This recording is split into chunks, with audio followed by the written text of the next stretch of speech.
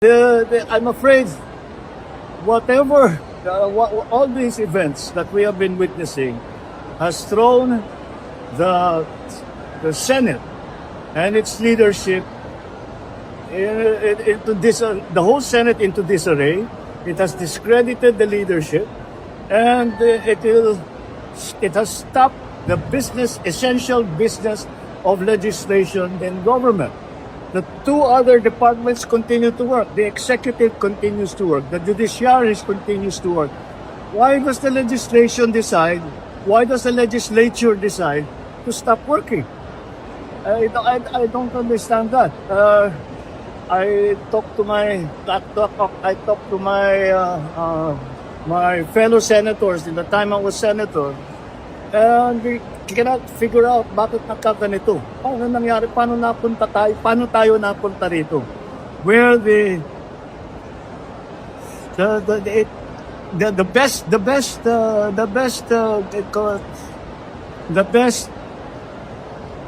description I can have is that the legislature is now in disarray. But that is exactly the opposite from what we are trying to achieve. We are trying to achieve some form of stability so that people can get on with their lives, so that people can plan ahead for their future, so that people can count on the assistance of government during this time of an emergency.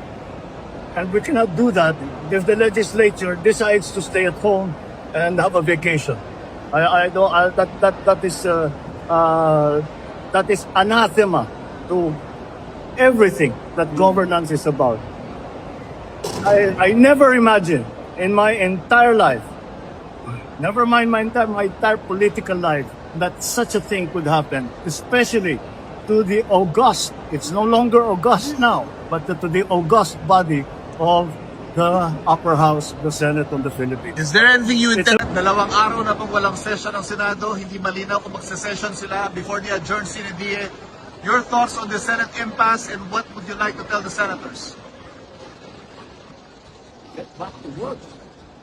Get back to work because it's important. Ang dami natin kailangan gawin. Look, we had a meeting sa Uplift Committee and marami tayong kailangan pagawa sa mga batas. Like we were thinking may baka magka-supplemental budget, baka mag-amyendahan namin ang mga ibang batas. Ito ay kailangan para makapagbigay tayo ng tulong sa taong bayan dahil nga sa oil crisis. Kung walang session, hindi ko nga maintindihan dahil ang pagkaintindi ko is that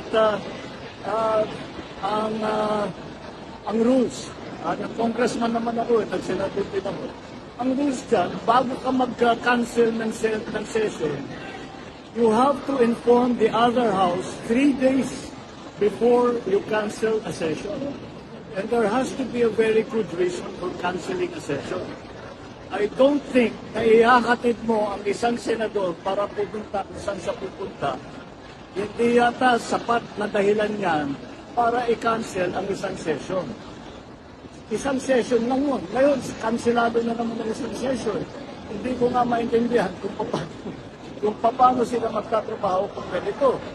Ang House of Representatives ngayon ay nagtataka kung paano ba, nagbago na ba yung rules, nagbago na ba yung mga patakbo natin kagaya ng sa mga nakaraan. It is a rule that is contained in the Constitution. And so, I'm afraid whatever all these events that we have been witnessing has thrown the Senate and its leadership the whole Senate into disarray.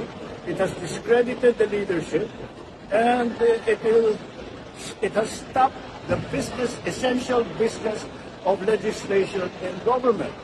The two other departments continue to work. The executive continues to work. The judiciary continues to work. Why does the legislation decide? Why does the legislature decide to stop working? I don't understand that. I talked to my fellow senators in the time I was senator, and we cannot figure out bakit nagkaganito. Paano nangyari? Paano tayo napunta rito? where the best